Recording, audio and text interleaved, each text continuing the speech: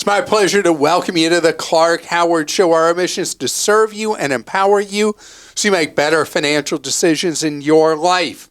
Today, you know the saying, the grass is always greener on the other side of the street?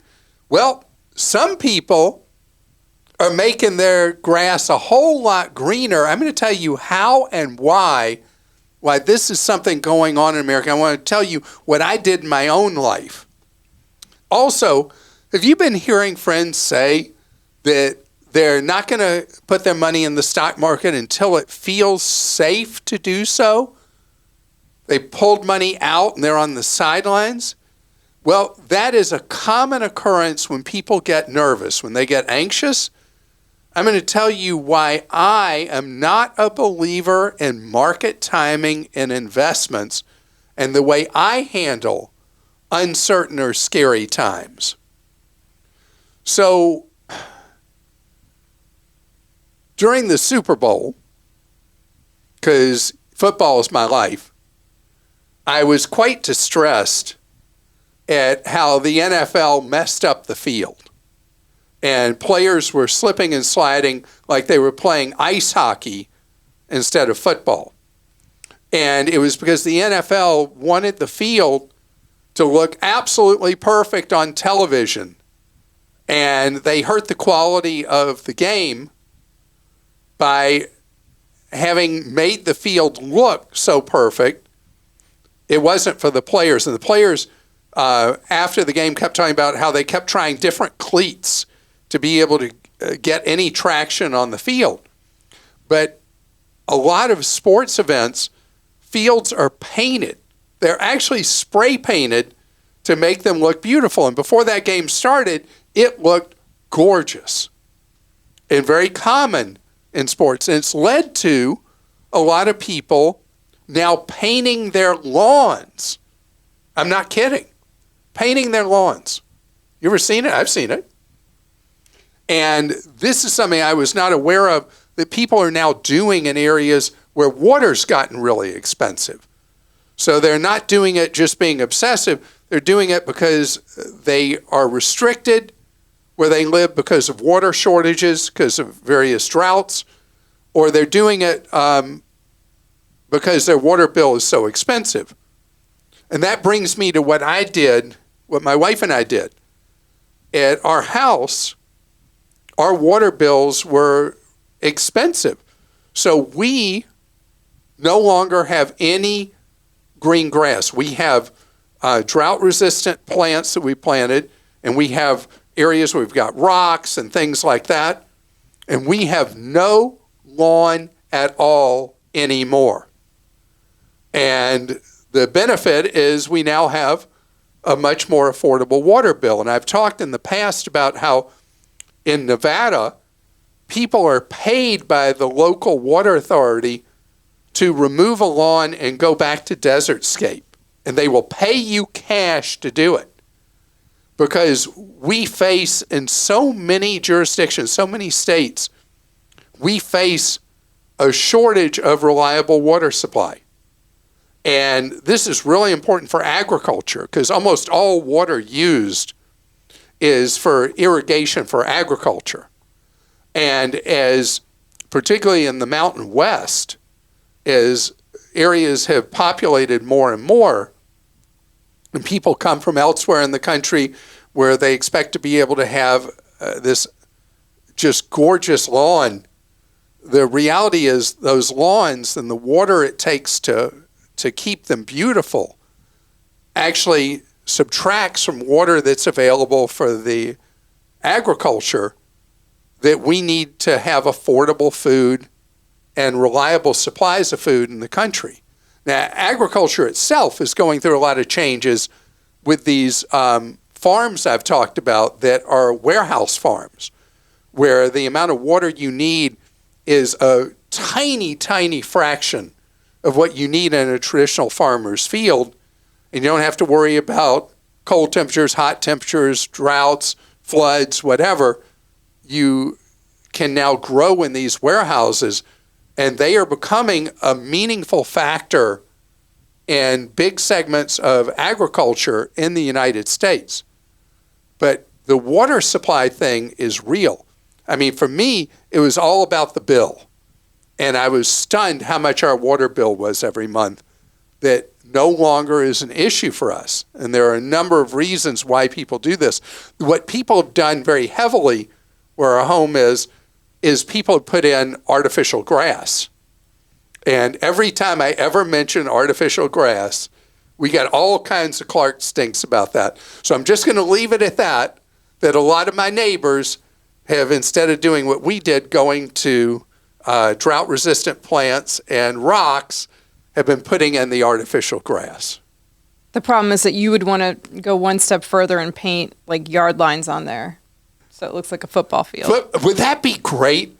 That would be so fun to have something marked as a football field. When we used to live in a house, Christa, that we had that big yard, both my brothers wanted us to put in 2 golf holes there, where we had that rolling meadow, and they wanted us to, put a pin in and put in a tee and all that and do a hole each direction. And did you tell them they could pay for it? Yeah, exactly. Okay, we'll start with this from Mitchell in Mississippi. I just purchased a used vehicle, a Lexus NX 300, and learned after the fact that it takes premium gas only. My wife has a similar make and model that doesn't have this restriction. There seems to be varying opinions on what gas to actually use. Do you have any suggestions for managing fuel costs for a premium-only engine? So, Mitchell, the reason that Lexus says premium fuel only almost certainly is so that it meets its rated horsepower. You've about 99% A-OK putting regular fuel in that Lexus. And this is something that has come up over the years because vehicles have to, like Lexus is Toyota's premium brand, that model has to be able to operate at various octane levels in markets all over the world. And the vehicle has a computer-controlled system that will adjust to the level of the octane you put in it. So if you run that on regular, you're not going to, it may be a tiny fraction slower, 0 to 60, but the vehicle should be absolutely fine. And if you read online, you will see confirmation of this. Now, vehicles built before, which yours vehicle is not, built before 1996 that call for premium fuel almost certainly need that premium fuel. And there are a very, very, very tiny number of high-performance vehicles built more recently that actually do need the premium fuel. But other than those two things, those two exceptions, your Lexus should be absolutely fine running on regular. And by the way, if you put regular in it and you hear engine knocking, you know that I don't know what I'm talking about and you need to go buy the premium fuel. That's not going to happen. Pablo in Virginia says, in a previous episode, you recommended using home equity for major repairs or additions to our homes. Would you consider installing solar panels through this means a reasonable use? That would be a reasonable use of using home equity. Thing I would say about putting using home equity, though, for solar panels, depends how quickly you can pay off the home equity loan or line. If it's going to take you a substantial number of years to pay it off, you definitely don't want a home equity line of credit because that's a floating rate that can change every single month. A home equity loan, on the other hand, particularly for 5-year money, is a good spot to look in the marketplace to pay for those solar panels if you're comfortable paying off those panels in 60 months.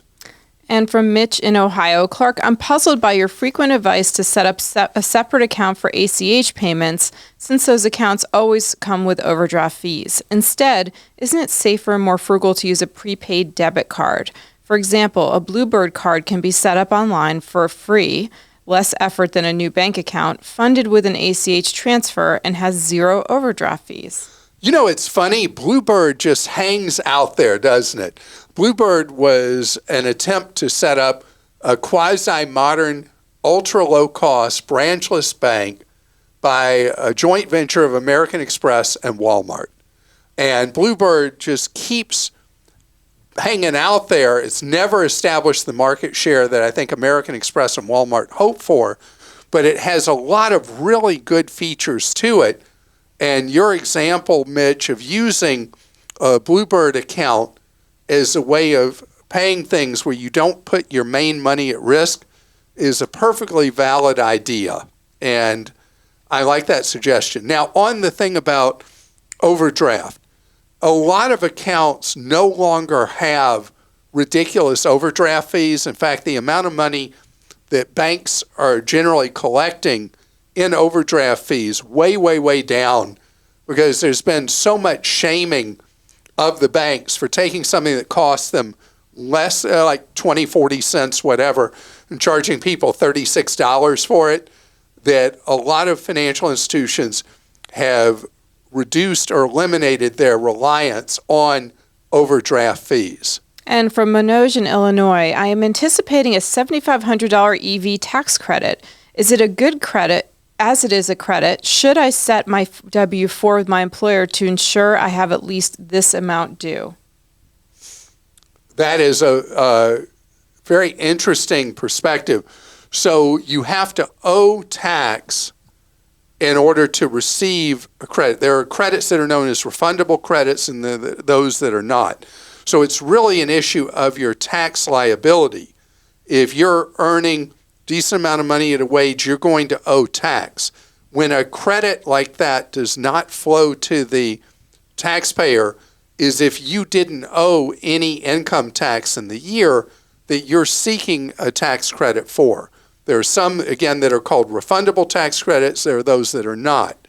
So I know of no reason why you would have to manipulate withholding in a year that you're receiving an electric vehicle credit, because it's based on you having tax liability, not how much or how little you had withheld over the course of a year. And the good news is we have plenty of time for a CPA who does tax or an enrolled agent to tell me I'm an idiot and I don't know what I'm talking about, and that Manoj is right, and that you should manipulate your withholdings for the credit. But my understanding is that is not necessary. Coming ahead, a lot of people are pivoting what they're doing with money they have, pulling it out of investments because they fear what's going on right now in the world. And I'm going to tell you why that's not how my mind works, and why I don't recommend that you play the investment game that way. Straight ahead. If I had $1 for every time somebody told me, well, I'm going to put my money back in the stock market when it's safe again. If I had $1 for every time somebody told me that, gosh, I'd be rich.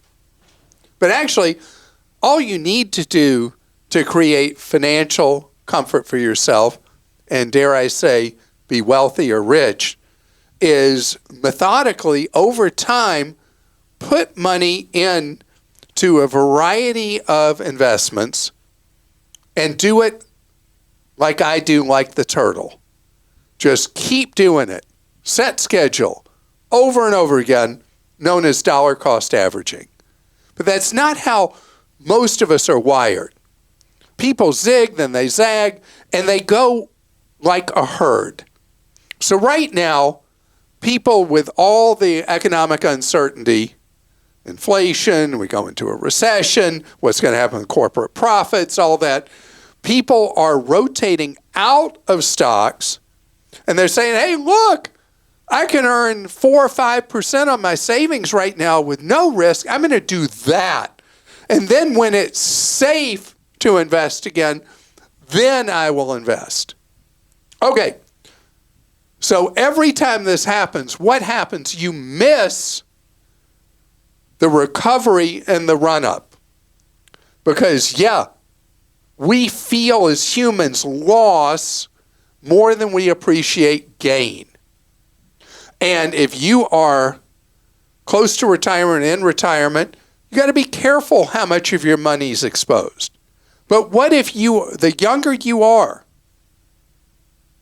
putting money into CDs or savings accounts or whatever, you're missing the long-term play, because if you look over the longer term, even taking into account bad times to invest. Listen to this from Dow Jones, the people who own Barron's and the Wall Street Journal. Okay, so if somebody had money in the stock market, diversified in 1999, they put it in or had money in just before the dot-bomb era.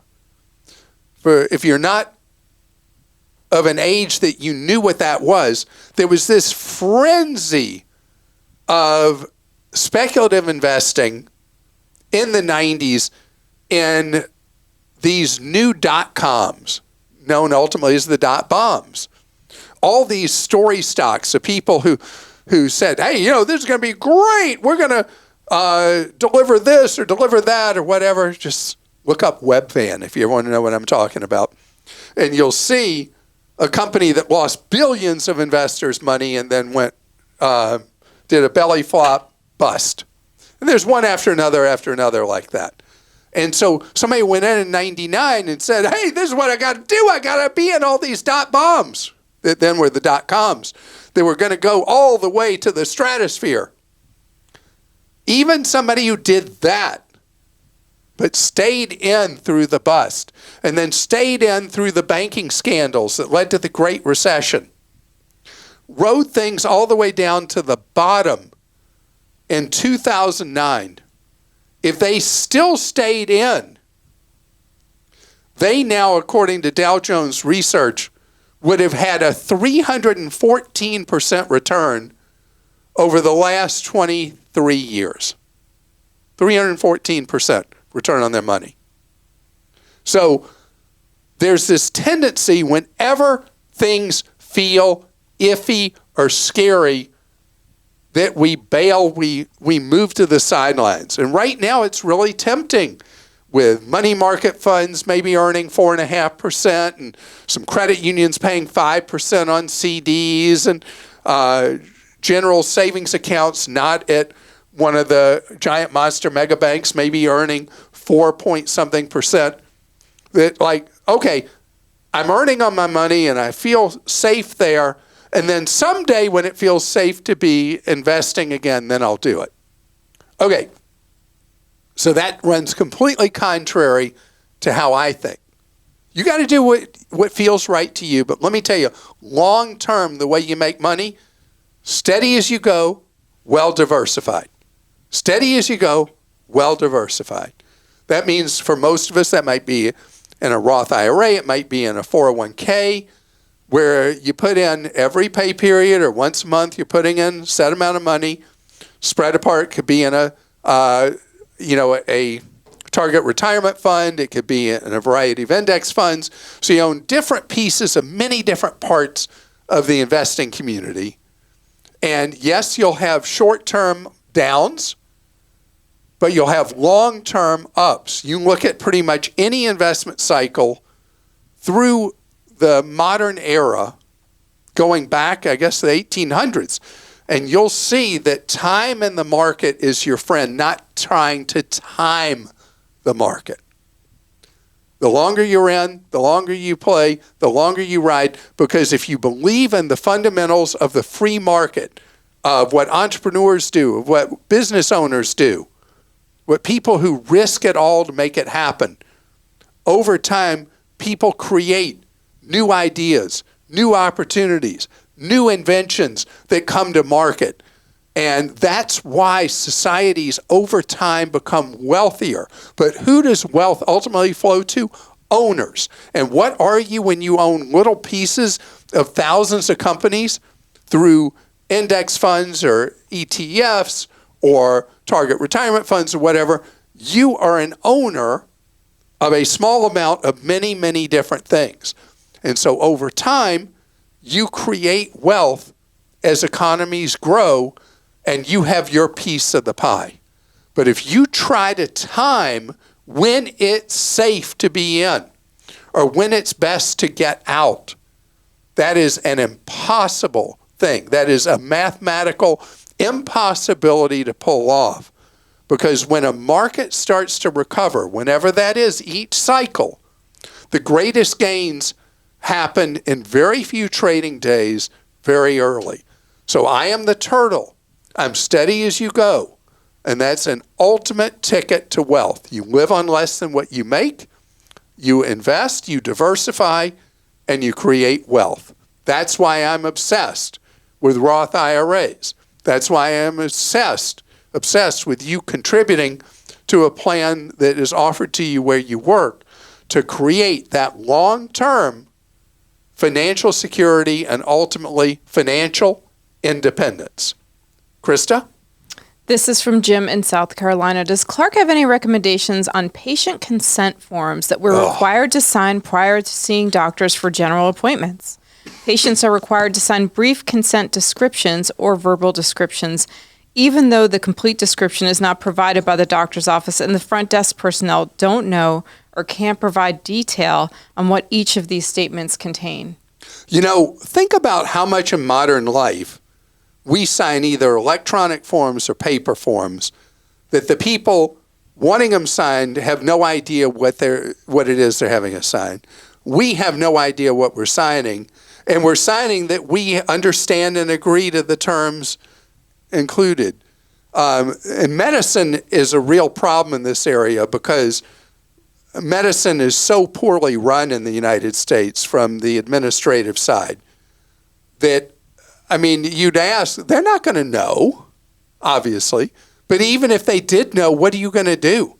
Because some lawyer wrote this garbage, and then you're not going to be treated or seen if you don't sign the garbage. And then what are they going to do with the garbage anyway?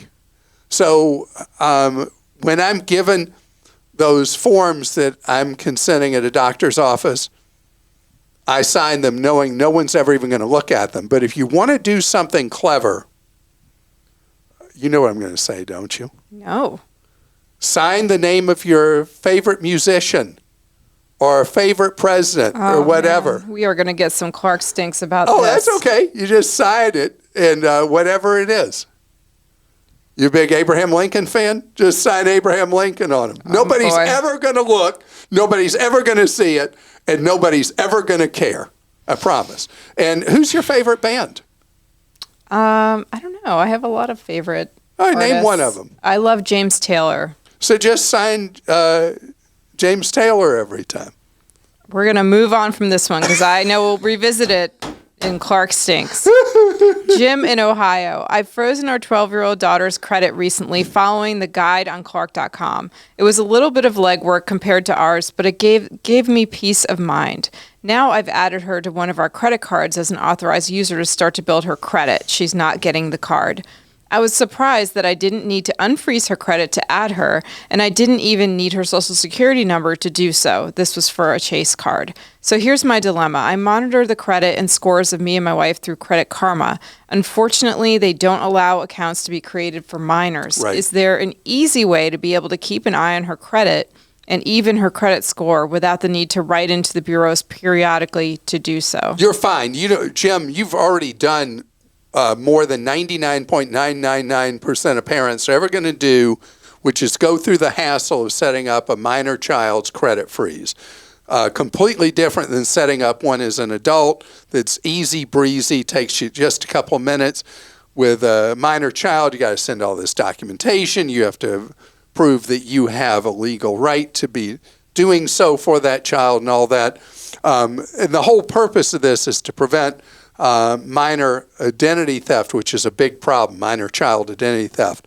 So one thing that strikes me from what you said, you're not getting the benefit for your 12-year-old daughter if you did not supply her social security number on that authorized user application. The whole reason to do it is for her to have an already established solid credit identity as she moves later in her teenage years and towards adulthood.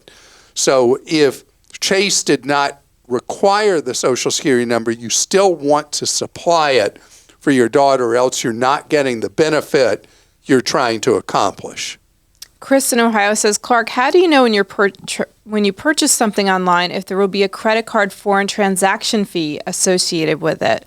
I used my Fidelity Investments credit card to purchase a language learning program, only to find myself billed through with a foreign transaction fee. Had I known there would be a foreign transaction, I would have used another card without the fee.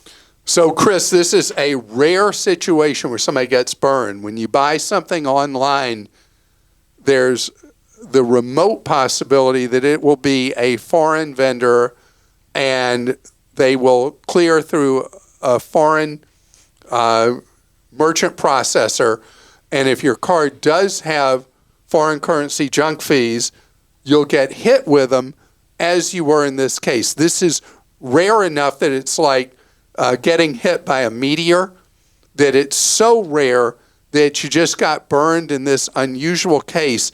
I'm not aware of a way when you're shopping online where you would know that a merchant is doing domestic clear of your purchase. And this is just something you'll probably never have. Never's a long time. It would be an extremely unusual thing if this same kind of thing burned you again in the future. Very, very rare. I mean, if you were worried about this happening again or repeatedly, when you're shopping online, you could use a credit card that you know has no foreign currency junk fee. And foreign currency junk fees drive me to distraction. There's basically zero cost for a bank with its credit card operation for processing transactions overseas versus in the United States. And to charge foreign currency junk fees is just a complete, what it is, a junk fee, a ripoff of the customer, a betrayal of a customer's trust, and is just silly and mean. Now, that does it for us today. And in fact, for this week, because, well, this is actually wonderful for me. We're taking a little spring break through Friday, and we'll be back a week from today. And I hope that you have a wonderful upcoming holiday period, whether you celebrate Easter, Passover, or just love spring.